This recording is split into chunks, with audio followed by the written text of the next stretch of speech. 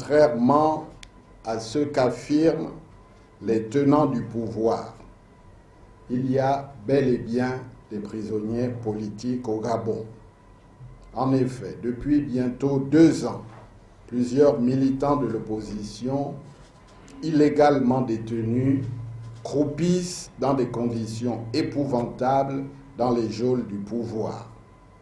Leur seul tort est d'avoir exprimé des idées contraires à celles du régime établi, alors que nous sommes dans un État soi-disant de droit dans lequel la Constitution garantit à chaque citoyen la liberté d'opinion et d'expression.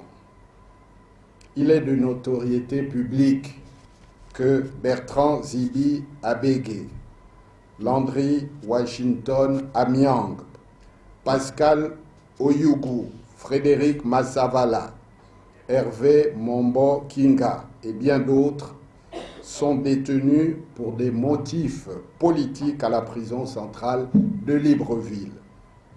Sans jugement jusqu'à ce jour, ils y subissent quotidiennement les pires sévices corporels, des humiliations de toute nature, des traitements dégradants et inhumains. Au regard de la Déclaration universelle des droits de l'homme et du citoyen, consacrée par l'ONU en 1948 et de notre bloc de constitutionnalité, le Gabon, à travers ce régime, est bel et bien en situation de violation des droits de l'homme. S'agissant particulièrement de Bertrand Zibi Abégué et de Pascal Oyougou, secrétaire général adjoint du Rassemblement Héritage et Modernité, accompagné de notre avocat, Maître Jean-Paul Mbembe, il m'a été impossible de leur rendre visite le vendredi 27 juillet 2018, alors que nous étions en possession d'un permis de communiquer en bonne et due forme, signé par le substitut du procureur de la République. Il convient de rajouter à la liste de nos conseils Maître Batsansa et Maître Iga.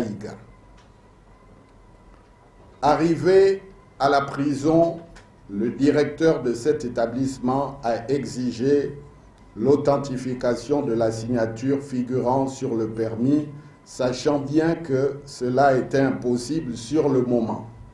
Comme par enchantement, ce document légal pour l'avocat qui leur rend visite régulièrement est devenu illégal pour la circonstance.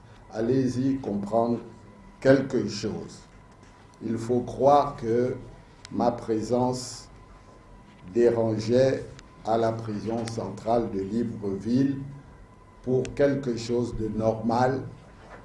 Il y a donc eu ces entraves qui sont inacceptables, qui sont intolérables et que nous ne devons pas accepter.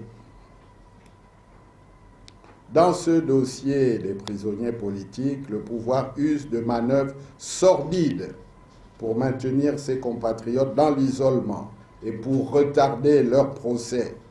Je voudrais donc saisir cette occasion pour condamner avec la plus grande fermeté ces arrestations et détentions arbitraires, ces enlèvements et disparitions forcées, ainsi que la recrudescence des crimes rituels dans notre pays.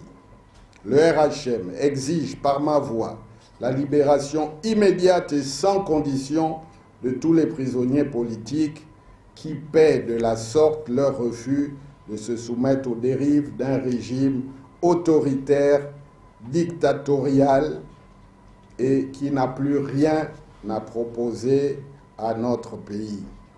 Je tiens à dire à ces vaillants combattants de la liberté que nous ne les oublions pas.